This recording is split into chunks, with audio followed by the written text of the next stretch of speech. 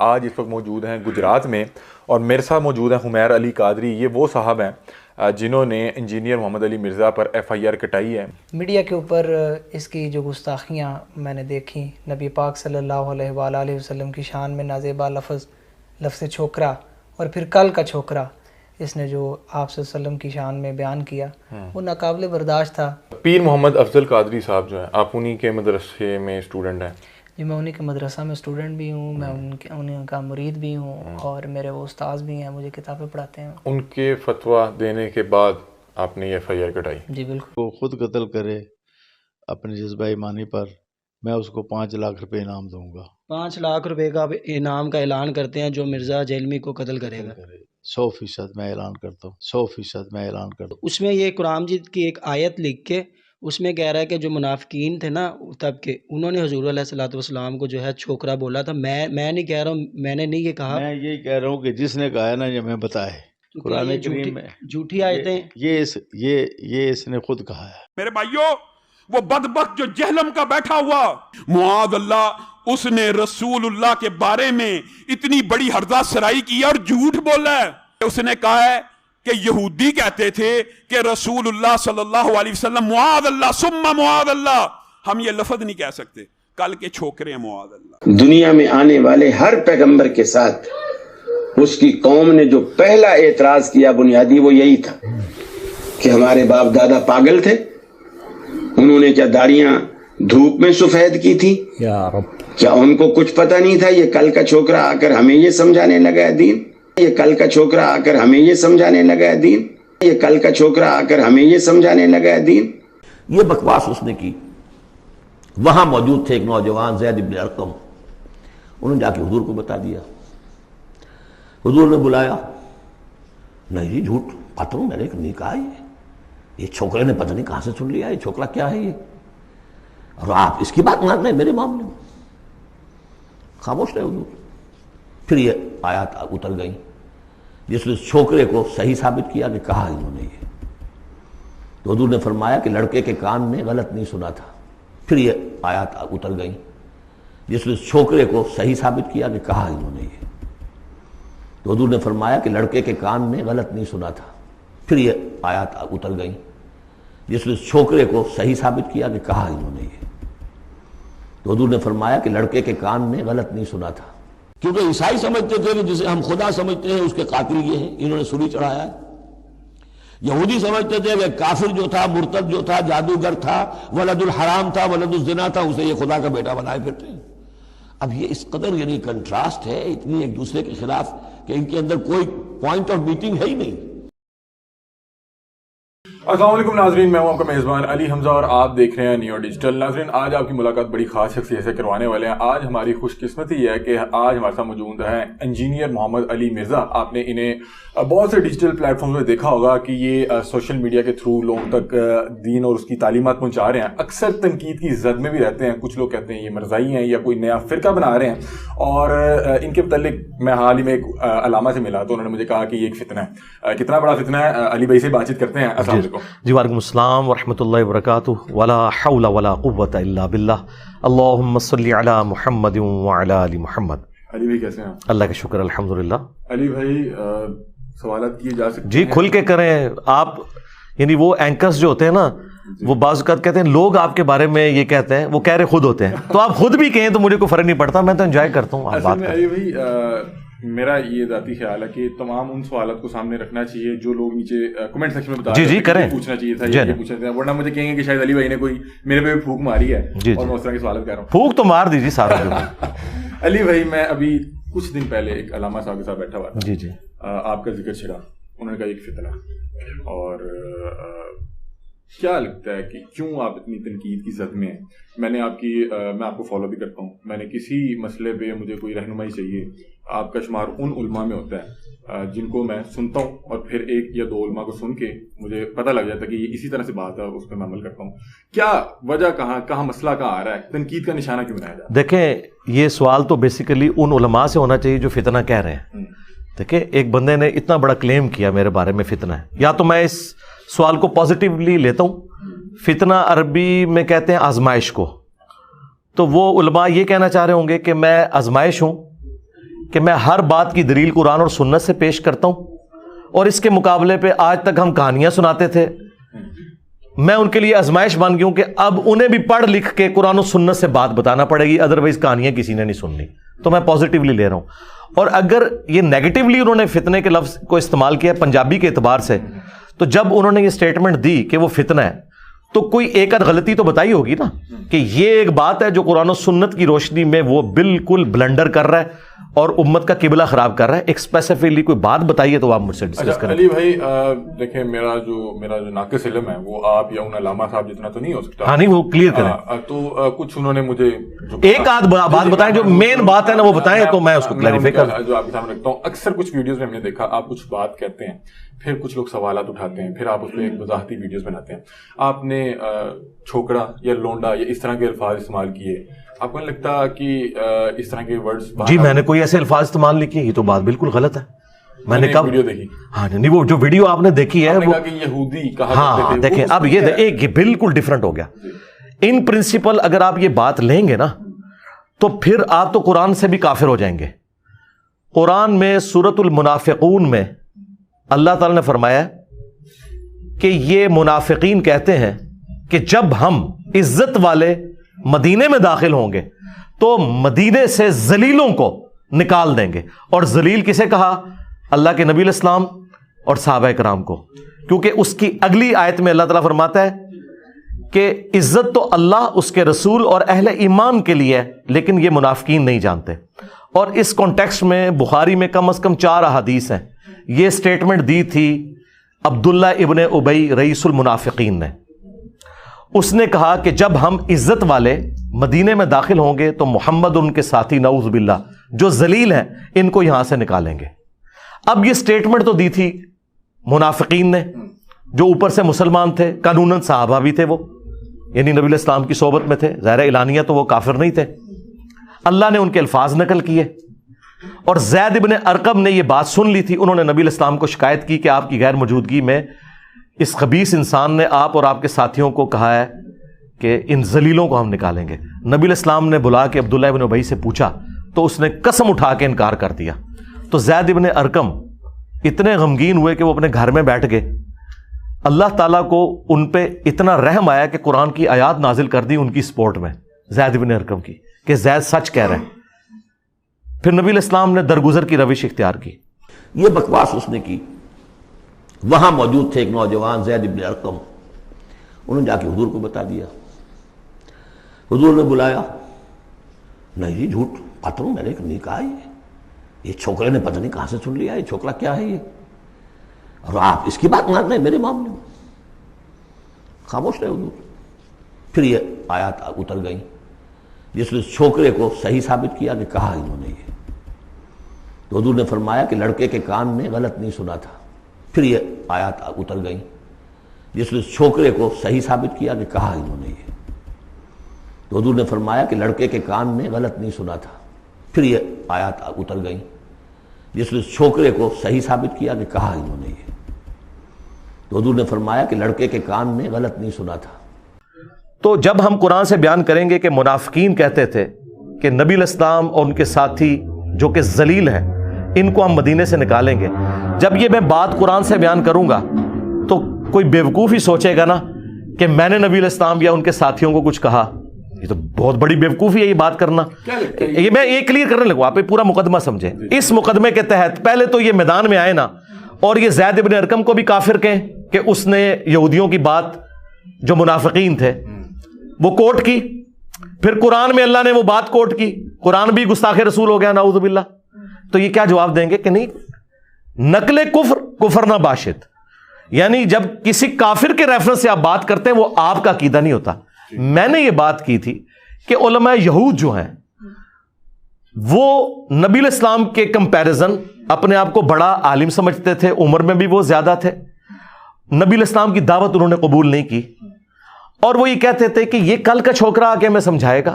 علماء یہود کے ریفرنس ہے، نہ کہ میں نبی علیہ السلام کو کہہ رہا تھا.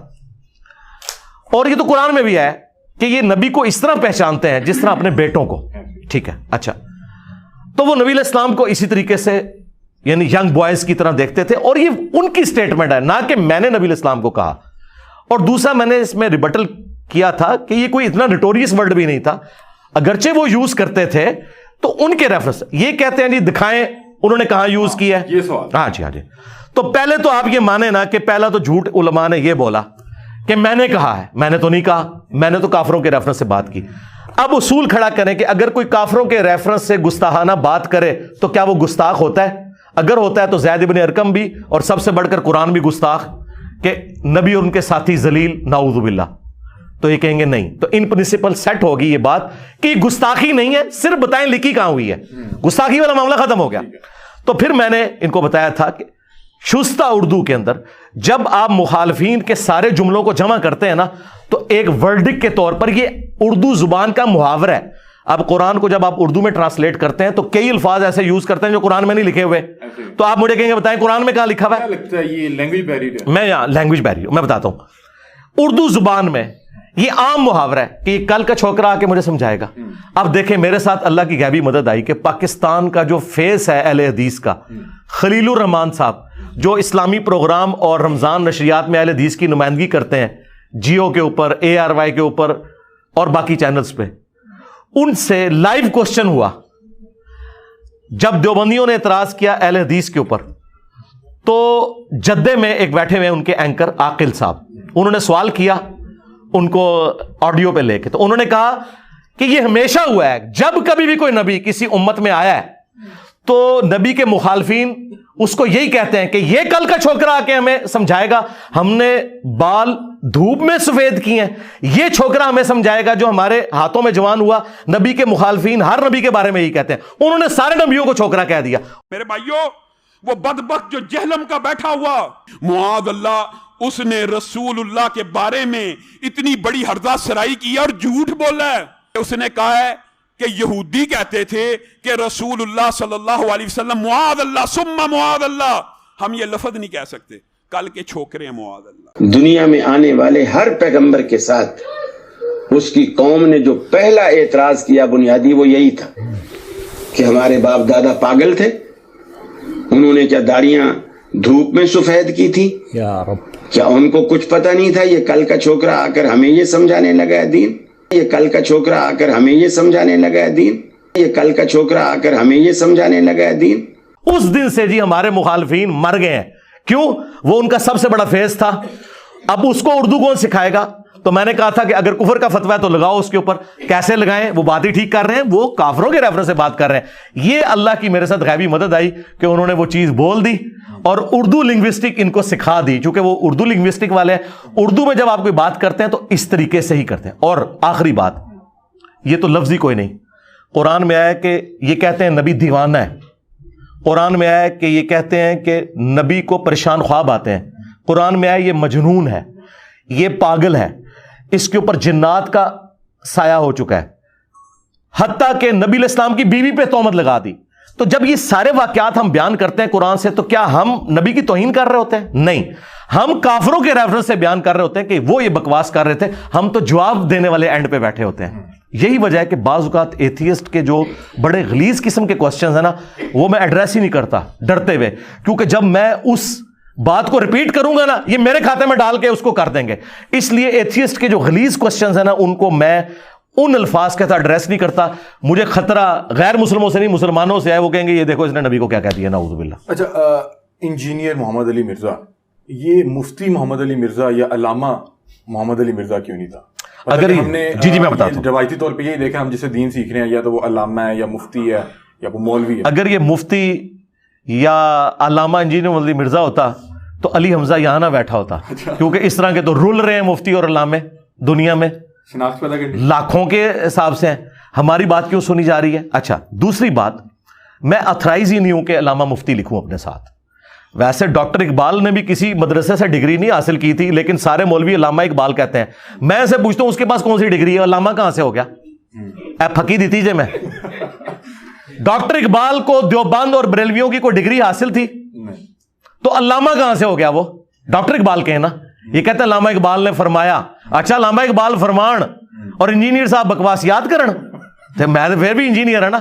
وہ ڈاکٹر تھے فلسفے کی فیلڈ میں, اور میں نے انجینئرنگ کی, میکینیکل انجینئرنگ, اور اس کے بعد میں جب دین کے میدان میں پبلکلی سامنے ہوں، ویسے تو میں نے بچپن سے ہی دین کا علم حاصل کیا ہے، میں تو یعنی میٹرک سے بھی پہلے کتابیں پڑھتا ہوں، اور تمام مکاتب فکر کا میں نے کمپیریٹیو اسٹڈی کرنے کے بعد 2010 میں ریکارڈنگ شروع کی ہے. اس کے پیچھے میری 15-20 سال کی محنت ہے، اور اب یہ بھی آپ اگر ایڈ کریں تو آلموسٹ 25-30 سال کا میرا ایکسپیرینس ہے، اور میں ہر چیز ریفرنس سے بیان کر رہا ہوں. وہ ریفرنس غلط نکلے آپ مجھے پکڑیں. کوئی خاص مومنٹ تھا جس سے آپ کی جو زندگی ہے اس نے اس طرف ٹرن لیا؟ نہیں، میں کوئی اس طرح کا ہے ہی نہیں ہوں نا کہ جس طرح جنید جمشید صاحب تھے، گانا گاتے گاتے اچانک وہ نعتیں پڑھنا شروع ہو گئے. نہیں، میں تو شروع سے ہی اسی فیلڈ میں ہوں.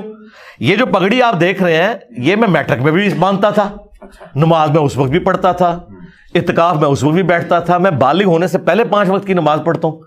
داڑھی میری سچی ہے، میں نے داڑھی کبھی بھی شیو کیا چھوٹی کچھ بھی نہیں کیا. تو میں ایک مذہبی پلیٹ فارم سے تھا. میں یعنی میٹرک لائف کے اندر میں الیاس قادری صاحب کی جو پگڑیوں والی جماعت ہے دعوت اسلامی، اس کے ساتھ اٹیچ ہو گیا ہوا تھا. میرا پورا بلٹ اپ مذہب کے اندر ہوا ہے، دینی طبقے کے اندر ہوا ہے. ڈاکٹر سار صاحب سے میری ایک ملاقات ہوئی تھی 2007-8 کے اندر، اور بس وہ 1-2 گھنٹے کی 2.5 گھنٹے کی ملاقات ہے. باقی تو ان کی ویڈیوز سے میں نے لرن کیا تھا، وہ ویڈیوز دیکھ کے میں ان کی طرف. آپ ڈاکٹر اسرار صاحب کو اپنا استاد کنسیڈر کرتے ہیں؟ میں ہر اس شخص کو اپنا استاد مانتا ہوں جس سے میں نے کچھ بھی علم حاصل کیا ہے. ڈاکٹر اسرار صاحب بھی میرے استاد ہیں، مولانا اسحاق صاحب بھی میرے استاد ہیں، جاوید احمد غامدی صاحب بھی میرے استاد ہیں، پیر نصیر الدین نصیر صاحب بھی میرے استاد ہیں، غلام رسول سعیدی صاحب بھی میرے استاد ہیں، الیاس قادری صاحب بھی میرے استاد ہیں. میں نے سب سے کچھ نہ کچھ سیکھا ہے اور سب کا میرے اوپر احسان ہے. ایون آپ نے اپنے استادوں پہ تنقید شروع کی ہوئی ہے؟ استادوں پہ تنقید نہیں کی، نعوذ باللہ. ہم نے استادوں پہ کیوں تنقید کرنی ہے؟ استاد کی وہ بات جو نبی علیہ السلام اور اللہ تعالیٰ کے احکامات کے خلاف ہے وہ ہم نے کی. کیونکہ استاد کو اگر ہم استاد مان رہے ہیں، ایک ریلیجس بندے کی میں عزت کس بنیاد پہ کرتا ہوں کہ یہ اللہ اور اس کے رسول کی بات مجھے بتا رہا ہے. اگر وہ اللہ اور اس کے رسول کے خلاف بات بتائے اور میں اسے ہائی لائٹ کروں کہ تم یہ بات غلط کر رہے ہو، قرآن و سنت میں یہ لکھا ہوا ہے، تو میں اس پہ نہیں تنقید کر رہا، بلکہ جس نام پہ اس نے عزت اویل کی تھی نا اسے اس کے بڑوں کا حوالہ دے رہا ہوں. مثلا اگر آپ مجھے آ کے بتائیں قرآن میں یہ لکھا ہے، حدیث میں لکھا ہے، آپ یہ کیوں کہتے ہیں، تو میرے پہ کوئی تنقید نہیں. میں کہوں گا آپ ٹھیک کہہ رہے ہیں، میں غلط ہوں. الیاس قادری صاحب پہ جو ہم نے چند ایک چیزوں پہ تنقید کی تھی تو دیکھیں انہوں نے ریمیڈی کر لی نا. یعنی میرا شروع سے ان سے اختلاف تھا کہ آپ نے پگڑی کا رنگ فکس کیوں کیا ہے گرین، جبکہ گرین پگڑی ثابت ہی نہیں ہے. اگرچہ جائز ہے کیونکہ نبی علیہ السلام نے ابو داؤد ترمذی میں آیا کہ گرین کپڑے بھی پہنے. بائی چانس میں نے بھی لائٹ گرین تو آج پہنے ہوئے. تو اپنے اصل میں کسی بھی رنگ کی پگڑی آپ پہن سکتے ہیں، لیکن جب آپ فکس کرتے ہیں وہ ایک کلٹ اور جماعت بن جاتی ہے. میں دیکھیں کبھی وائٹ پہنتا ہوں کبھی بلیک پہنتا ہوں کیونکہ سنت سے یہ دونوں ثابت ہیں. لیکن میں نے اس ربیع الاول میں کم از کم 4 نشستیں 3-3 گھنٹے کی گرین پگڑی میں ریکارڈ کروائی ہیں اس مت کو توڑنے کے لیے. تو الیاس قادری صاحب نے اپنی جماعت بنانے کے آلموسٹ سمجھ لیں 30-35 سال کے بعد یہ بات مان لی. آج انہوں نے پگڑیوں کا رنگ چینج کر دیا. تو دیکھیں نا، جو اصلاح کے لیے تنقید کی تھی اس کا فائدہ تو ہوا ہے. تو اس کا مطلب ہے اس وقت جن لوگوں نے مجھے غلط کہا کہ آپ یہ غلط ان کے اوپر اعتراض کر رہے ہیں، ان کو تو مجھ سے معافی مانگنی چاہیے. اچھا، آپ نے یہ جو اپنے استاذہ کے نام لیے، آپ نے ان سے کیا ان کی کوئی DVD یا ان کے بیانات سے سیکھا، یا آپ باقاعدہ طور پہ کسی مدارس یا کسی؟ نہیں، مدارس کے اندر تو نہیں، اللہ معافی دے. دیکھیں مدارس کی اگر آؤٹ پٹ یہ ہوتی تو مدارس مل کے کوئی ایک مودودی پیدا کر دیتے، ایک کوئی احمد دیدات پیدا کر دیتے، کوئی انجینئر علی مرزا پیدا کر دیتے، کوئی نعمان علی خان پیدا کر دیتے. مدارس نہیں یہ کام کر سکتے، اس سسٹم کی آؤٹ پٹ یہ ہو نہیں سکتی. آپ نے اٹ سیلف سیکھا؟ جی میں نے اٹ سیلف کیا سیکھا میرے بھائی، میں نے انہی سے سیکھا. مثلا آپ اگر مجھے پوچھیں کہ میں نے قرآن کس سے سیکھا تو احمد بریلوی صاحب سے. تو آپ مجھ سے پوچھیں گے بھائی احمد بریلوی صاحب تو 1921 میں فوت ہو گئے تھے اور میں 1977 میں پیدا ہوں، تو میں نے ان سے کہاں سے سیکھا؟ جی میں نے اس لیے سیکھا کہ احمد بریلوی صاحب نے مرنے سے پہلے میری لینگویج کے اندر قرآن کو ٹرانسلیٹ کیا. ان سے زیادہ عربی ان کے زمانے میں بھی اور آج بھی کوئی نہیں جانتا. کوئی بریلوی مانے گا مجھے ان سے زیادہ عربی آتی ہے؟ ان سے زیادہ اردو دان بھی کوئی نہیں تھا، وہ بریلی کے رہنے والے تھے. تو انہوں نے اپروپریٹ ٹرانسلیشن کی قرآن کی عربی سے اردو میں. اب وہ آگئی میری لینگویج میں. مجھے بس اردو آنا ضروری ہے، تو اردو اللہ کے فضل سے مجھے آتی ہے. جس طرح صحابہ کرام پڑھے لکھے نہیں تھے لیکن چونکہ عربی ان کی زبان تھی، قرآن جب عربی میں انہیں سنایا گیا انہیں سمجھ آ گئی. تو احمد بریلوی نے کاروبار کے لیے ترجمہ نہیں کیا، اس لیے کیا تھا کہ میرے مرنے کے 50 سال کے بعد جب انجینئر صاحب پیدا ہوں گے نا تو مجھ سے استفادہ کر سکے. تو میں نے کر لیا الحمدللہ. میں یہاں پہ آپ سے سوال, آپ کی بات سے ہی کہ جو صحابہ کرام تھے عربی جانتے تھے لیکن وہاں پہ ایک استاد بھی موجود تھا. آپ کو لگتا ہے کہ اگر مجھے انگلش آتی ہے تو میں کوئی بھی چیز سیکھ سکتا ہوں بغیر استاد کے, یا استاد بہرحال ضرور؟ یہ مثال جو دو مختلف آپ دے رہے ہیں یہاں ہے, نبی علیہ السلام صحابہ کرام کے استاد تھے, ٹھیک ہے. نبی علیہ السلام جب فوت ہوئے پھر صحابہ کرام کا استاد کون تھا؟ اس وقت استاد کی ضرورت نہیں تھی ان کو. میرا خیال ہے وہ جو سیرت نبی اور آپ صلی اللہ علیہ وسلم کی تعلیمات, بس اس کا مطلب ہے کہ ہمارا استاد فوت ہو چکا, اس کی قبر ہے مدینے میں صلی اللہ علیہ وسلم. اس کے بعد ہمارا استاد وہ ہوگا جو ہمیں یہ بتائے گا کہ اللہ نے کیا فرمایا, اس کے نبی نے کیا فرمایا. اگر ہمارا استاد یہ کہتا ہے کہ میں اسلام کا عالم ہوں لیکن بات میں تمہیں اپنے بابے کی بتاؤں گا, تو میں کہوں گا تم جا کے کوئی اور مذہب اختیار کرو, مجھے وہ بات بتاؤ جو قرآن و سنت میں لکھی ہے. اس کی میں آپ کو مثال دیتا ہوں, بخاری مسلم دونوں میں موجود ہے. حضرت عمر مسجد نبوی میں تشریف لائے تو آپ نے دیکھا کہ حضرت حسان ابن ثابت حضرت ابو ہریرہ کو نعتیہ اشعار مسجد میں سنا رہے ہیں.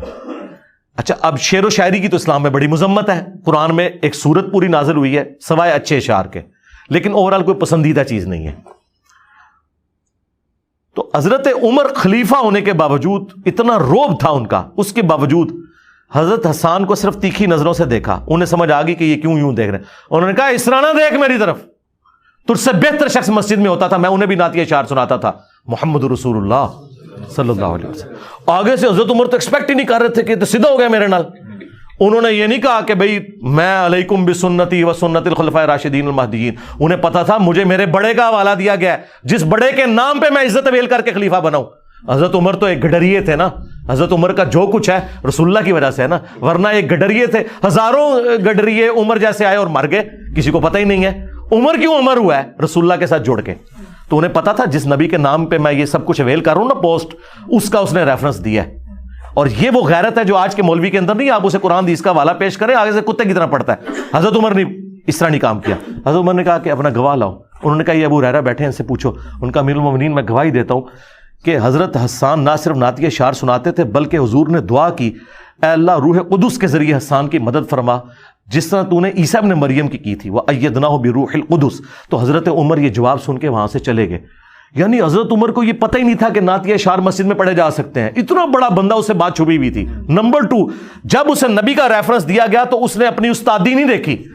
تو ہمارے استاد تو ہمارے ساتھ یہ کر رہے ہیں, ہم انہیں اللہ اور رسول کی بات بتا رہے ہیں, وہ کہہ رہے ہیں 80 استاد 80 اللہ رسول, تو ودے ہوئے ہیں. تو پھر ہم کہتے ہیں کہ نبی کے جیسا ہے ہی کوئی نہیں, نکل اتوں تو شاہی کوئی نہیں. علی بھائی مجھے بتائیں کہ ابھی اس وقت آپ کے یوٹیوب پہ ویسے میں آپ کو بتاؤں آج حضرت عمر ہونا ان کو کوڑے لگائیں, کیونکہ حضرت عمر تو ظاہر ہے وہ کہیں گے کہ تجھے نبی کی حدیثیں انجینئر بیان کر رہا ہے, تو ماما کتوں آیا, منو حدیث سنائی جدوں حسان ابن ثابت نے, تو میں حسان دے نال کوئی کہ منہ ماری نہیں کی تھی, تسی انجینئر دے کیوں مگر پہ ہو. آج اگر حضرت عمر عمر یقین کرو میری مسئلہ آسان ہو جائے. اچھا وہ لوگ کہتے ہیں کہ آج اگر حضرت عمر ہوتے تو شاید آپ کو نہیں, تو میں نے آپ کو پریکٹیکلی بتا دیا, حضرت عمر جو ہے حدیث سن کے آگے چلے جاتے تھے, یہ حدیث سن کے کتے بن جاتے ہیں. ہاں چلے لڑتے ہیں آگے سے. علی بھائی مجھے بتائیں کہ اس وقت آپ کے یوٹیوب پہ کتنے سبسکرائبر ہیں؟ سبسکرائبر تو یعنی آفیشیل چینل کے 2.2 ہیں, لیکن جو لیکن ویورشپ جو ہے نا ہماری باقی تمام علماء سے سمجھ لیں 5 گنا ہے. یعنی اگر آپ دیکھیں ہمارا ہر کلپ آلموسٹ 24 سے 48 گھنٹوں میں 1 لاکھ کراس کرتا ہے, اور باقی علماء کے کلپس 2-3 ہزار 5 ہزار 10 ہزار حد 25 ہزار, یا میری تصویر لگا دیں تو کوئی 1-8 لاکھ پہ چلا جائے. اور سبسکرائبر ان کے مجھ سے زیادہ ہیں. مثلا میں آپ کو بتاتا ہوں ڈاکٹر ذاکر نائک کے سبسکرائبر ہم سے ڈبل ہیں, لیکن ویورشپ ان کی ہمارے اسٹوڈنٹس کے چینل سے بھی آتی ہے. مسئلہ ہوتا ہے ویورشپ کا کہ آپ کو کتنے لوگ دیکھ رہے ہیں آپ کی ویڈیو کو. میں کہتا ہوں سبسکرائبر ہمارے بے شک 1 لاکھ پہ آ جائیں, ہمیں ہر ویڈیو پہ 1 لاکھ کی ویورشپ چاہیے. ویسے تو ہماری کئی ویڈیوز ملینز میں ہیں, لیکن ایوریج 1 لاکھ سے اوپر جاتی ہے ساری. یوٹیوب نہ ہوتا تو انجینئر محمد علی مرزا کیا ہوتے؟ یہ تو اللہ کو پتا تھا. انجینئر محمد علی مرزا کی جب ضرورت, جی مجھے ضرورت سوچنے کی نہیں ہے, اس کی وجہ یہ ہے کہ اللہ تعالیٰ کو بہتر پتا ہے کہ اس نے اپنا کام کس وقت اٹھانا ہے. اور میں تو اس پریزنٹ ورلڈ کا آدمی ہوں نا. اب یہ تو اسی طریقے سے کہ میں ایک غم لگا کے بیٹھ جاؤں کہ حضرت ابوبکر عمر عثمان و علی کی جگہ اگر میں اس زمانے میں ہوتا تو میں پہلا خلیفہ ہوتا یا دوسرا ہوتا. بھائی وہ اس زمانے کے لیے سوٹ کرتے تھے, میں اس زمانے کے لیے سوٹ کرتا ہوں. یا میں امام بخاری مسلم کے زمانے میں ہوتا تو بخاری میں نے لکھی ہوئی ہوتی یا مسلم میں نے لکھی ہوئی ہوتی. میں اپنے اس زمانے کا یعنی جواب دے ہوں, یہ تو اللہ کی مرضی ہے. میں آپ سے پوچھ رہا ہوں کہ اگر یہ پلیٹ فارم نہ ہوتا تو میں اس کا جواب یوں دیتا ہوں, ہاں یہ میں اس کا جواب یہ دیتا ہوں کہ اگر یوٹیوب نہ ہوتا تو شاید یہ اس طرح دعوت نہ پہنچتی, اور اگر نبی علیہ السلام دنیا میں مسجد کا رخ کرتے, ہاں جی, اگر نبی علیہ السلام دنیا میں نہ ہوتے تو ابو بکر, عمر, عثمان اور علی کے نام کے بندے ہی کوئی نہ دنیا میں ہوتے, تو میں تو شاہی کوئی نہیں. میں آپ سے پوچھا یہ پلیٹ فارم نہ ہوتا تو آپ یہ مسجد نہیں مسجدوں سے تو مسجدوں نہیں کیوں رخ کریں. اچھا مجھے بتائیں کہ آپ کے جو چینلز ہیں میں نے سنا کہ مونیٹائز نہیں ہے, اس میں حقیقت ہے؟ مونیٹائز ویڈیو ایڈز کے اعتبار سے نہیں ہے, تو آپ کے کاغذوں میں تو مونیٹائز نہیں ہے, کیونکہ آپ کو پتا ہے ساری کی ساری انکم ویڈیو ایڈ سے ہوتی ہے. جے پی جیز امیجز جو ہیں وہ تو نیگلیجبل ہے, تو وہ ویڈیو ایڈز ہم نے اس لیے آن نہیں کیے کہ اس کے اوپر ہمارا کیٹیگری کے پوائنٹ آف ویو سے تو کنٹرول ہے, لیکن اسپیسیفکلی ہر ایڈ کے اوپر کنٹرول نہیں ہے. یہاں شیونگ بلیڈ کے اشتہار میں بھی ایک عورت بے پردہ سامنے لے آتے ہیں, اور جو یورپ اور امریکہ میں اشتہارات چلتے ہیں وہ انتہائی بےہودہ ہوتے ہیں. اب ایک بندے نے مذہبی پروگرام لگایا ہے, مثلا ایک بندہ لگاتا ہے حجاب کے اوپر میری ویڈیو, اور کلک کرتے ہی ایک بے پردہ عورت جس کے کپڑے بھی پورے نہیں سامنے آ جائے تو مجھے زیب دیتا ہے کہ میں حجاب کے اوپر بات کروں. کیوں؟ میری ویڈیو پہ چلا ہے, اور قرآن میں ہے وَتَعَاوَنُوا عَلَى الْبِرِّ وَالتَّقْوَى وَلَا تَعَاوَنُوا عَلَى الْإِثْمِ وَالْعُدْوَانِ, نیکی پرہیزگاری کے کاموں میں ایک دوسرے کی مدد کرو, برائی میں الگ رہو. میں بات حجاب پہ کر رہا ہوں اور میں ایک ویڈیو ایڈ آف نہیں کر سکتا صرف اس لیے کہ میں نے دنیا کی منفعت کمانی ہے. اچھا نہیں علی بھائی, میں آپ سے پوچھ رہا ہوں کہ جہاں تک مجھے پتا, آپ بھی اپنی ٹیکنیکل ٹیم سے پوچھیے گا, اگر آپ کا چینل مونیٹائز نہ بھی ہو تب بھی یوٹیوب کی پالیسی ہے کہ وہ آپ کے ویڈیو پہ ایڈز نہیں چلاتا. وہ اس صورت میں چلاتا ہے جب آپ کے سبسکرائبر 1000 سے کم ہو, پھر وہ اپنی مرضی سے چلاتا ہے اور اس کے اوپر آپ کا کوئی کنٹرول نہیں ہے. لیکن جب آپ ایک دفعہ یوٹیوب کے ساتھ پارٹنر بن جاتے ہیں نا, یعنی 1000 آپ کے سبسکرائبر کراس کر جاتے ہیں, پھر وہ ہماری مرضی ہے. تو ہم نے وہ ہر جو ویڈیو اپلوڈ کرتے ہیں ہم باقاعدہ وہ جو ویڈیو ایڈ والا پورشن ہے اسکیپیبل اور نان اسکیپیبل ان کو ان چیک کرتے ہیں, ہر ویڈیو پہ بائی ڈیفالٹ ان چیک لگایا ہوا ہے. لیکن وہ جو یوٹیوب کی ایک اسکرین آتی ہے اس کے ارد گرد جو چل رہا ہوتا ہے, ہاں جی, اس پہ بھی ایڈز چل رہے ہوتے ہیں. مطلب کہ اگر ایک ویڈیو میں ایڈ نہیں ہے, یوٹیوب کے مین پیج پہ ایک ایڈ چل رہا ہے, ایک شخص آپ کی یا کسی بھی کوئی بھی ویڈیو دیکھ رہا ہے, اس کو وہ بھی ویڈیو نہیں, وہ دیکھیں وہ تو یوٹیوب, دیکھیں یوٹیوب جو ہے نا, اب مثلاً آپ نے میری ویڈیو کلک کی ہے اور پیرلل میں سجیشن میں کئی ایک یوٹیوب کی ویڈیوز آ جاتی ہیں اور وہ مکس آتی ہیں, اس ٹاپک سے ریلیٹڈ بھی آتی ہیں زیادہ تر اور اس کے بغیر بھی آ سکتی ہیں, وہ تو ان کا معاملہ ہے نا. ایڈ بھی چل رہا ہوتا ہے, اچھا وہ لگاتار چل رہا ہوتا ہے. لگاتار تو خیر مجھے تو نہیں کوئی ویڈیو ایڈ چلتا ہوا نظر آیا, اس میں ویڈیو ایڈ تو کوئی نہیں چلتا, ویڈیو بھی نہیں چل رہا ہوتا. وہ جو آپ کا وہ کوئی اگر دیکھیں وہ جو امیج آتی ہے نا, عموماً جو جے پی جیز امیجز ہیں, مثلاً آپ ٹی وی کے اوپر جب دیکھیں اس میں تو کوئی امیج ڈسپلے کبھی نہیں ہوتا, وہ چند ایک ڈیوائسز کے اوپر ہوتا ہے, اور وہ بھی جو امیجز ہیں وہ ایک بہت چھوٹے امیجز ہوتے ہیں اور عموماً ان پہ تصاویر نہیں ہوتی. زیادہ تر وہ جو چیز ہے مثلاً کوئی موبائل کمپنی ہے اس کا اشتہار لکھا ہوتا ہے, کوئی آفر لکھی ہوئی ہوتی ہے بہت بڑی کر کے, یا کوئی کپڑے کا اشتہار ہوتا ہے, تو اس طرح کے معاملات ہوتے ہیں, اس میں وہ والے معاملات نہیں ہوتے. آپ کو لگتا ہے کہ اگر آپ یہ مونیٹائزیشن آن کر دیں اور یہ جو کروڑوں روپے آپ کے ویوز کی مد میں آئے گا, آپ اسے کوئی فلاحی کام کر سکتے ہیں جس طرح سلطانہ ڈاکو نے کیا. ہاں جی, یہ کام ہم نہیں کرنا چاہتے. اس کی وجہ یہ کہ ہمیں اپنی آخرت کی فکر ہے, ہم کسی بھی حرام طریقے سے کیے ہوئے کام میں اللہ کی نصرت نہیں سمجھتے. آپ تو میرے ایک پلیٹ فارم میں دو طرح کی دنیا ہے, اگر ایک آپ کی ویڈیو دیکھ رہا ہے وہ ٹھیک ہے, اور لیکن ادھر سے ہی اگر پیسے آ رہے ہیں تو وہ غلط ہے. دیکھیں نبی علیہ السلام کا جو طریقہ ہے نا اپنے معاملات کو لے کے چلنے کا, وہ یہ ہے کہ چاہے دنیاوی طور پر نقصان بھی ہو تب بھی آپ نے رولز نہیں توڑنے. مثلاً بخاری میں آیا حضرت سہیل ابن عمرو جو بعد میں مسلمان ہو گئے تھے, ان کا بیٹا ابو جندل صلح حدیبیہ کے موقع پر بیڑیاں چھڑا کے اپنے باپ کی وہاں آ گیا, اور باپ وہاں پہ وہ معاہدہ لکھ رہا تھا کہ جو مکے سے مدینے آئے گا وہ واپس کیا جائے گا, اور جو مدینے سے مکے آئے گا وہ واپس نہیں ہوگا. ابھی وہ فائنل نہیں ہوا تھا, ٹرانزیشن پیریڈ تھا. اس دوران ابو جندل آ گئے, ان کا مجھے بچا لو, میرا باپ ٹکا بوٹی میری کر دے گا. تو وہ سہیل ابن عمرو نے کہا کہ آپ زمانی کلامی مان چکے ہیں تو یہ مجھے آپ واپس کریں گے. نبی علیہ السلام نے اس کو واپس کیا. جنگ کے بھی اصول ہیں اسلام میں, یہ نہیں ہے کہ آپ اپنی مرضی سے معاملات کو لے کے چلیں گے. تو اس طرح اصول اور ضوابط کو تو لے کے چلنا ہے. اگر اصولوں کو توڑا ہوتا نا, سیدنا علی سے کامیاب پولیٹیشین کوئی نہ ہوتا, لیکن حضرت علی نے اپنے اصولوں پہ کمپرومائز نہیں کیا, جس کی وجہ سے بظاہر دنیاوی طور پہ ان کی خلافت کمزور ہوئی. اور وہ ان کو کیا نقصان نہ تھا, مسلمانوں نے ایک بہت بڑا لیڈر اپنا لوز کر دیا اور اس کا ساتھ نہیں دیا, تو اس لیے ہم رولز کے اوپر کمپرومائز نہیں کرتے. سورس آف انکم کیا پھر آپ کا, مطلب کیا سورس آف انکم؟ میرے بھائی میں ظاہر 19 گریڈ سے ریٹائر ہوں, مجھے 50,000 کے قریب پینشن ملتی ہے. پھر میرا اسلام آباد میں ایک مکان جو میں نے اپنی جاب کے دوران بنایا تھا اس سے بھی کرایہ آ جاتا ہے, اور باقی ہم جوائنٹ فیملی سسٹم میں رہ رہے ہیں. میرے بھائی بھی میرے نہیں میرے بھائی کتنا ہم نے خرچہ کرنا ہے. ہم فاسٹ فوڈ شاید کبھی کبھار عید کے موقع پہ کوئی منگوائے, میں کوئی اس طرح کی لگژریس لائف تو نہیں, وہی دال روٹی جو عام گھروں میں پکتی ہے. ہمارا تو اچھا گزارا ہو رہا ہے, اللہ کا شکر ہے. اچھا, آپ نے یہ لکھا ہوا ہے نہ میں وہابی نہ میں بابی. کچھ لوگ یہ کہتے ہیں کہ کسی بھی چیز کی زیادتی ہو تو وہ غرور پیدا کرتی ہے. میں بہت اچھا اگر بول سکتا ہوں یا بہت اچھا گا سکتا ہوں تو مجھے ایک تکبر آئے گا. ایون بھی کہتے ہیں کہ بہت زیادہ علم ہو تو وہ بھی تکبر پیدا کرتا ہے. لوگ شیطان کی مثال دیتے ہیں. شیطان کے پاس تو علم نہیں تھا, وہ تو جاہل تھا. لیکن لوگ علم کی بنیادی شرط یہ ہے کہ آپ اللہ اور اس کے رسول کے احکامات کو مانیں. اگر آپ نہیں مانتے تو آپ متکبر ہیں, جاہل ہیں. علم والے تھے حضرت جبرائیل علیہ السلام, جنہوں نے فرشتوں کا پیغمبر ہو کر بھی, فرشتوں کا سردار ہو کر بھی ایک مٹی کے پتلے کو سجدہ کر دیا اللہ کے کہنے پہ. علم یہ ہے, علم سے کبھی تکبر نہیں آتا. پیر نصیر الدین صاحب نے باقاعدہ ایک بک لکھی ہے کہ کیا ابلیس عالم تھا, تو انہوں نے کہا کہ تمہیں کس آیت میں لکھا ہے جی ابلیس عالم تھا؟ کہیں نہیں لکھا ہوا. یہ بھی غلط تاثر ہے. جی بالکل غلط تاثر ہے. بیسیکلی یہ صوفیاء نے چیزیں گھڑی ہیں, کیونکہ صوفیاء کے معاملات قرآن و سنت سے ثابت نہیں ہوتے تھے. انہوں نے کہا علم بس کری ہو یار. قرآن میں تو اللہ تعالیٰ فرما رہا ہے انما یخشی اللہ من عبادہ العلماء, اللہ کی معرفت اہل علم کو ہے. ٹھیک ہے, قل هل يستوي الذين يعلمون والذين لا يعلمون انما يتذكر اولو الالباب. اے نبی تم فرماؤ بھلا علم والے اور بغیر علم والے برابر ہو سکتے ہیں؟ نصیحت تو نہیں حاصل کرتے مگر عقل والے. قرآن تو پورا کہہ رہا ہے کہ علم والے بندے ہی ٹھیک ہے. اس میں کون سی تکبر والی بات ہے؟ ایک منٹ, تکبر تو تب ہے کہ جب میں کوئی اپنے لیے کوئی بزرگ کلیم کروں. میں اپنے آپ کو مسلمان کہہ رہا ہوں, مسلمان تو ہر مسلمان کو کہنا چاہیے.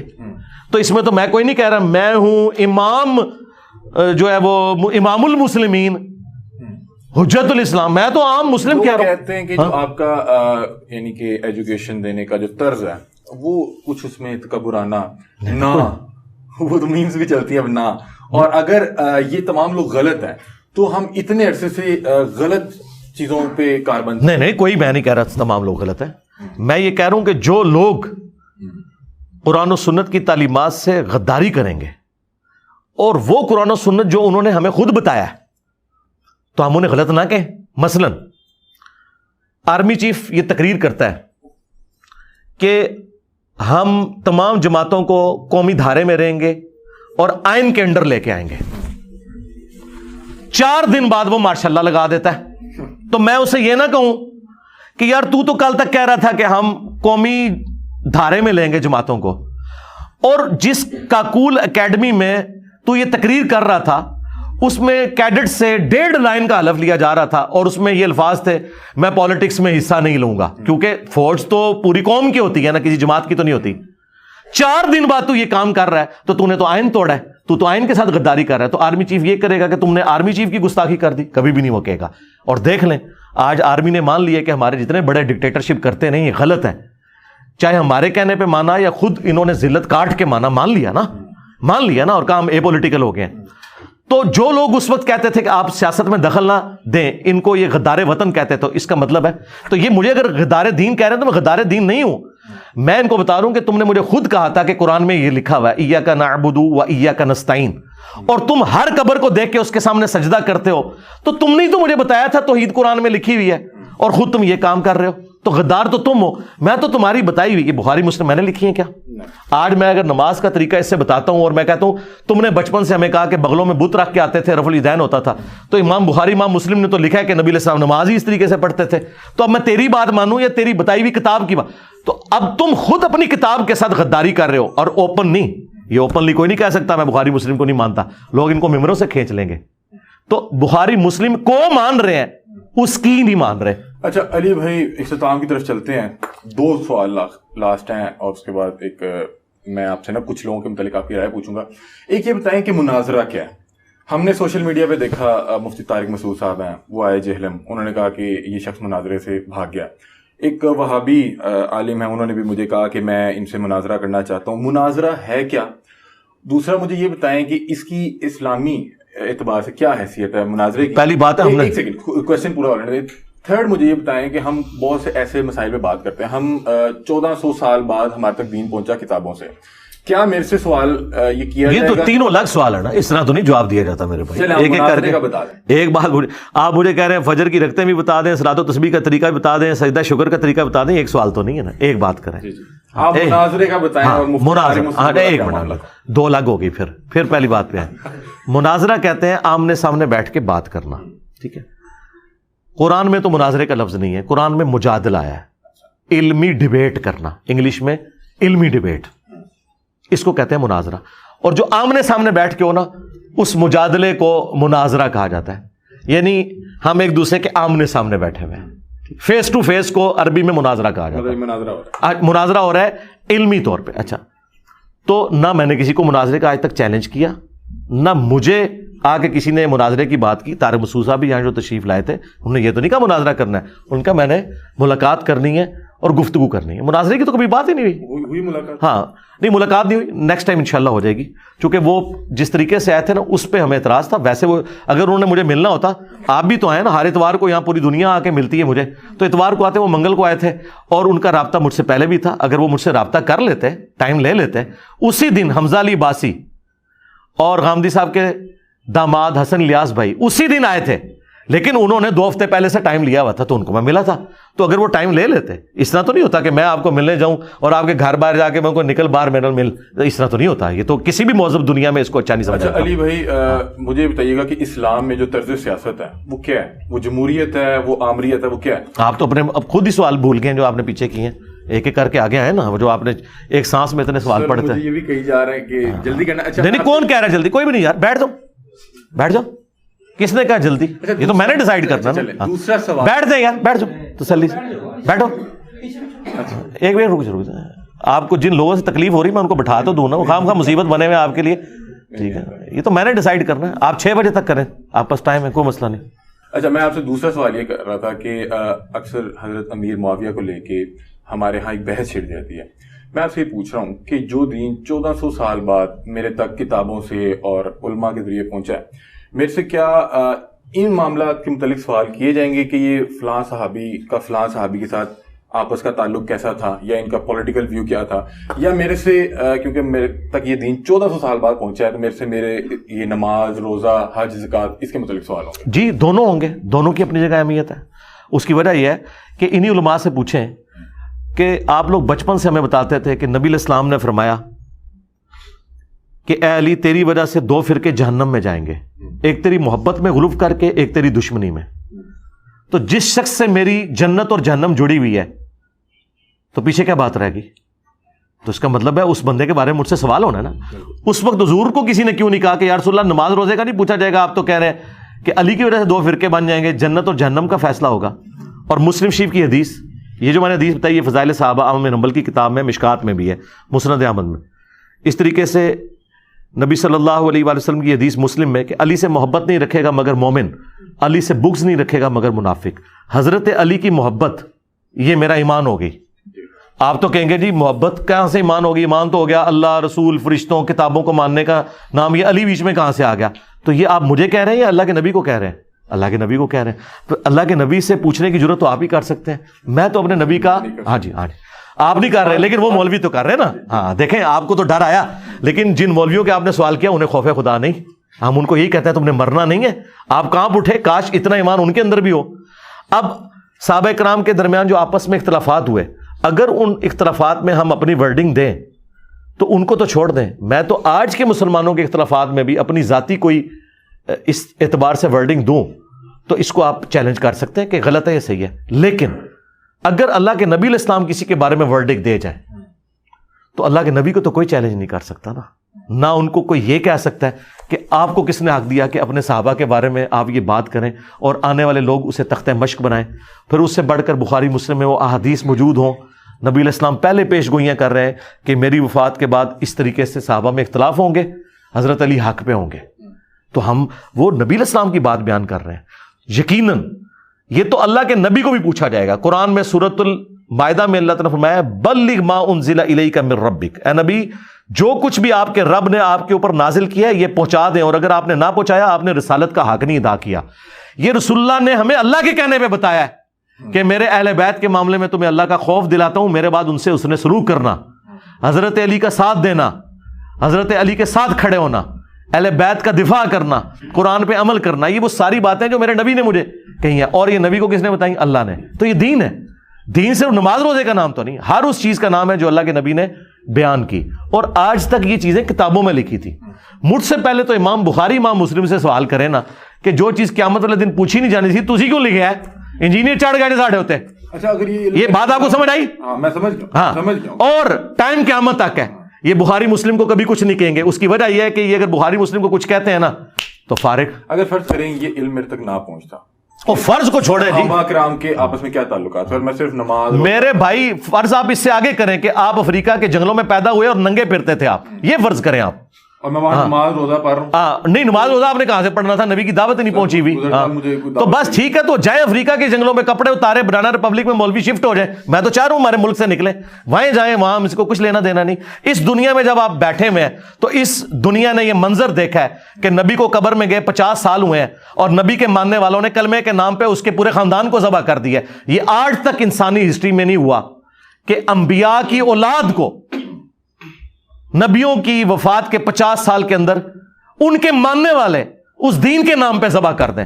آپ سمجھتے ہیں اتنا بڑا واقعہ ہو گیا ہے، امت ٹھنڈی بیٹھی رہے؟ اور پھر دوسری بات، جنتی نوجوانوں کے سردار حضرت میر معاویہ یا ان کا بیٹا ہے یا حضرت علی اور ان کے بیٹے ہیں، ٹھیک. تو جنہوں نے جنت میں جانا ہے نا وہ علی اور حسن حسین کا نام لیں گے، اور جنہوں نے یزید اور اس کے باپ کے ساتھ رہنا ہے وہ ان کا نام لیں. ہم تو ان کے ساتھ ہیں. اچھا علی بھائی مجھے بتائیں کہ اسلام میں طرز سیاست کیا ہے؟ جمہوریت یا آمریت؟ نہیں، آمریت تو اسلام میں بالکل کوئی نہیں ہے جی. ہاں، اسلام میں خلافت ہے، اور خلافت کی ماڈرن فارم اسلامک ڈیموکریسی ہے. ہاں، ڈیموکریسی تو کفر ہے. اسلامک ڈیموکریسی یہ ہے جس طرح حضرت علی کی خلافت قائم ہوئی ہے، اسلامک ڈیموکریسی سے. حضرت علی کی خلافت سے پہلے جو دور تھے آپ ان کے متعلق کیا رائے رکھتے ہیں؟ دیکھیں وہ تو ایک طرح سے ڈیوائن تھے نا، کہ نبی علیہ السلام نے اپنے کچھ مخصوص ساتھی مقرر کیے، تو نبی کے پاس تو اتھارٹی تھی نا. وہ خلافت تھی ان لوگوں میں سے آپ جی خلافت تھی، کیوں نہیں تھی؟ ٹھیک تھی، بالکل ٹھیک، صحیح اقدار ہوتا. ہاں جی بالکل. جو لوگ یہ کہتے ہیں کہ شاید آپ صلی اللہ علیہ وسلم کے بعد جو ڈائریکٹ حضرت علی کی خلافت تھی، اور نہیں، دیکھیں وہ بھی یہ چیز مانتے ہیں کہ سیدنا علی رضی اللہ تعالیٰ عنہ کو نبی علیہ السلام کا سکسیسر ہونا چاہیے تھا، لیکن صحابہ کرام نے حضرت ابوبکر کو چنا اور حضرت علی نے بھی کمپرومائز کر لیا. بالفعل وہ بھی خلیفہ مانتے ہیں حضرت ابوبکر صدیق رضی اللہ تعالیٰ عنہ کو، اگرچہ وہ کہتے ہیں ہمارے نزدیک حضرت علی کو بننا چاہیے تھا، لیکن چونکہ حضرت علی نے انہیں ایکسیپٹ کر دیا تو وہ خلیفہ کے طور پہ تو انہیں مانتے ہیں. ایسا نہیں ہے خلافت کا انکار کریں. خلافت کا انکار کیسے کر سکتے ہیں؟ پریکٹیکلی وہ خلیفہ ہیں. پھر ان کے دور خلافت کے اندر اللہ تعالیٰ نے جب ہزاروں لوگ مرتد ہو گئے ایک غیبی مدد فرمائی کہ ان مٹھی بھر مسلمانوں کو پوری دنیا کے اوپر غلبہ دے دیا. رومنز اور پرشینز کے بارے میں جو پروفیسیز تھی نبی نے اپنی زندگی میں کی صلی اللہ علیہ وآلہ وسلم کہ اللہ تعالیٰ میرے دین کو غالب کرے گا اور عنقریب رومن اور پرشین امپائر کے خزانے میری امت کے پاس آ جائیں گے. یہ پروفیسیز حضور کی زندگی میں تو پوری نہیں ہوئی ہیں، یہ تو حضرت ابوبکر عمر کی زندگی میں پوری ہوئی ہیں، حضرت عثمان کی زندگی میں. تو نبی علیہ السلام تو ان چیزوں کو اون کیا ہے. میں نے تو شیعہ کی کتاب نہج البلاغہ سے باقاعدہ مولا علی کا خطبہ پیش کیا ہے. انہوں نے سورہ نور کی آیت کو کہ جو لوگ دین پہ چلنے والے ہیں عنقریب ہم انہیں زمین میں خلافت دیں گے، اس آیت کو انہوں نے حضرت ابوبکر عمر کی خلافت کی دلیل کے طور پر پیش کیا کہ اللہ نے انہیں خلیفہ مقرر کیا. پھر حضرت معاویہ رضی اللہ تعالیٰ نے جب بیعت نہیں حضرت علی کی تو حضرت علی نے جو خط لکھا ہے جو شیعہ کی کتاب میں نہج البلاغہ کے اندر، اس میں انہوں نے کہا ہے کہ مجھے انہی اصحاب نے خلیفہ چنا ہے جنہوں نے ابوبکر عمر اور عثمان کو چنا تھا، اور جن کو وہ لوگ خلیفہ چنے وہ اللہ کا چننا ہے. یہ پوائنٹ ٹو بی نوٹڈ. شیعہ آدھی بات کو تو لیتے ہیں کہ جی وہ تو پھکی دے رہے تھے حضرت معاویہ کو کہ اگر تم ان کو مانتے تھے تو مجھے بھی مانو. نہیں، انہوں نے اینڈ پہ کہا جو ان سے مخالفت کرے وہ اللہ کا مخالف ہے. اس کا مطلب ہے کہ اللہ کی چنی ہوئی خلافت حضرت علی مانتے تھے ابوبکر عمر عثمان کی خلافت کو. اچھا یہ بہت سی سیریس باتیں کر لی، اب تھوڑا سا لائٹ اینڈ نوٹ پہ آتے ہیں. نہیں وہ آپ جو سوال ایک سانس میں کر گئے تھے پھر ریپیٹ کریں. نہیں وہ مجھے اس میں جواب مل گئے اور وہ جواب جو ہیں ویور کے لیے تھے. اچھا پرسنل لائف کے متعلق بتائیں، آپ کا لائف سٹائل کیا ہے؟ کس عمر میں شادی ہوئی اور کتنی شادیاں اکثر مفتی کی 2 3 4؟ یار میں تو ایک شادی بڑی مشکل سے گزار رہا ہوں. اس کی وجہ یہ ہے کہ جو بندہ دین کے کام کے لیے وقف ہوتا ہے اس کی اپنی مصروفیات ہوتی ہے. جب آپ ایک مشن کے لیے چلتے ہیں نا، آپ دیکھیں دنیا میں جتنے کامیاب لیڈرز ہیں نا یعنی نبی علیہ السلام کو نکال کے، ظاہر ہے وہ تو ایک ایکسیپشنل کیس ہے، ان کی فیملی لائف کمپرومائز ہوتی ہے کہیں نہ کہیں. میں تو اللہ کا شکر ہے کہ پوری کوشش کرتا ہوں کہ کمپرومائز نہ ہو. تو بھائی ایک بیوی کے ساتھ بھی وقت گزارنا جب آپ ایک مشن کے لیے کام کر رہے ہیں اور بچوں کی تربیت کرنا، یہ بہت مشکل کام ہے. یہ پتہ نہیں کس طرح انہوں نے تو بس ان کے تو پاس تو اور بڑے نہیں، لیکن ہم نے اکثر ایک ہمارا روایتی مفتی یا عالم یا ایک علمی ادبی شخصیت 2 3 4 اور یار طارق جمیل صاحب کی بھی ایک ہے، غامدی صاحب کی بھی ایک ہے، ٹھیک ہے. اگر یار ایک بندے کی مثال دیں گے نا آپ، چھوڑ دینا یار، اس طرح تو نہ کریں. تو یہ زیادہ تر لوگوں کی ایک ایک شادی صاحب اولاد بھی ہیں. ہاں جی الحمدللہ، ماشاء اللہ. 2 بیٹیاں 2 بیٹے. اچھا ماشاء اللہ. کتنا عرصہ ہو گیا آپ کی شادی کو؟ شادی کو تو اب تو یاد کرنا پڑے گا، 17-18 سال ہو چکے ہیں. مجھے پتہ نہیں کیوں لگ رہا ہے 2005 میں پریشان لگ رہے ہیں. بھابھی کے کیا آپ کیا مطلب کہ ٹھیک ہے، خوشحال ہیں؟ ہاں کہ میں ایک سے ہی نہ رجا ہوں. نہ وہ میں اس پوائنٹ آف ویو سے کہہ رہا تھا رجنا کہ آپ اپنے ٹائم کو نہیں مینج کر سکتے، ٹھیک ہے نا. دیکھیں میں نے اپنی زندگی کے شادی کے آلموسٹ پہلے 14-15 سال تو اس سال میں گزارے ہیں کہ میں ویکینڈ پہ اپنے گھر آتا تھا اسلام آباد سے، میری فیملی تو جہلم میں تھی، جمعے کی رات کو پہنچتا تھا، ہفتے کو بھی میرا درس ہوتا تھا، اتوار کو میرا درس ہوتا تھا، اور دن کو میں اپنے دوستوں کے پاس ہوتا تھا. تو میں نے بڑا تھوڑا وقت اپنی وائف اور بچوں کے ساتھ، یہ تو پچھلے 4-5 سال سے جب میں نے ریٹائرمنٹ لی ہے تو میں نے اپنے بیوی بچوں کے ساتھ اتنا وقت گزارا ہے جو پچھلے 15 سال میں نہیں گزارا ہوا تھا. تو اب کچھ معاملات جو ہے نا اس حوالے سے میں مینج کر پا رہا ہوں. باقی یہ کہ وہ ایک ہیپی لائف گزر رہی ہے. بھائی میں نے سنا ہے کہ آپ بائک پہ بیوی صرف اس میں خوش ہے کہ آپ دوسری شادی نہ کریں، اس سے بڑی خوشی پلانٹ ارتھ پہ آپ بیوی کو کوئی نہیں دے سکتے، اور وہ میں نے دی ہوئی ہے. بات علی بھائی مجھے بتایا، میں نے سنا ہے کہ آپ بائک پہ آتے جاتے ہیں، گاڑی کہاں ہے؟ گاڑی میرے پاس نہیں ہے الحمدللہ، میری ضرورت بھی نہیں ہے گاڑی. تو انہیں کہیں کو نظر نیاز کریں. مجھے ضرورت نہیں نا، دیکھیں گاڑی میری ضرورت نہیں ہے. میں نے اگر سفر بھی کرنا ہے میں ٹرین پہ کر لیتا ہوں، یا کوئی بہت کریٹیکل کوئی ایسا سفر ہو تو میں ٹیکسی کرائے پہ لے لیتا ہوں. نہیں علی بھائی یہاں پہ ہم نے دیکھا سیکورٹی کے جو معاملات تھے، اور سیکورٹی گاڑی سے تو نہیں، تو گاڑی سے تو سیکورٹی جی وہ میرا مسئلہ ہے نا جی. میں کیسے آتا ہوں، میری کوئی ڈکلیئرڈ موومنٹ تو نہیں ہوتی گاڑیوں پہ، اور سیکورٹی گارڈز کے ذریعے تو آپ کی ڈکلیئرڈ موومنٹ ہوتی ہے، وہ تو آپ خود ونریبل ہوتے ہیں. میری تو انڈکلیئرڈ موومنٹ ہے. یہ کس طرح سے بائک پہ پڑنا چڑھایا کس طرح؟ نہیں وہ یہ تو نہیں میں نے بتانا، پھر ڈکلیئر کر دوں میں. بہت شکریہ. ہمارے ساتھ انجینئر محمد علی مرزا موجود تھے، اور ہم نے جو روایتی طور پہ ہم پروگرامز کرتے ہیں اس سے میں خیر ڈبل دورانیے پہ چلا گیا. بہرحال علی بھائی بہت شکریہ. بیچ میں مجھے لگا کہ شاید علی بھائی جو ہیں وہ نہ فیڈ اپ ہو جائیں، یا جو یہاں پہ احباب بیٹھے ہیں سن رہے ہیں وہ نہ فیڈ اپ ہو جائے، تو میں نے ختم کرنا چاہا. تو علی بھائی نے کہا کہ نہیں، یہ تب تک چلے گا جب تک آپ کر رہے ہیں اور جب تک میں انٹرویو دے رہا ہوں. تو علی بھائی بہت شکریہ، آپ نے بڑا اچھا ایک تو انٹرویو بہت اچھا دیا، اور آپ نے ٹائم دیا، اس کے لیے بھی آپ کا بہت شکریہ. علی بھائی سے اسپیشل ملنے جہلم آئے تھے اور ان سے یہ انٹرویو کیا. اپنی رائے سے کمنٹ سیکشن میں ضرور آگاہ کیجیے گا. تب تک کے لیے اپنے میزبان علی حمزہ کو دیجیے اجازت. اللہ حافظ.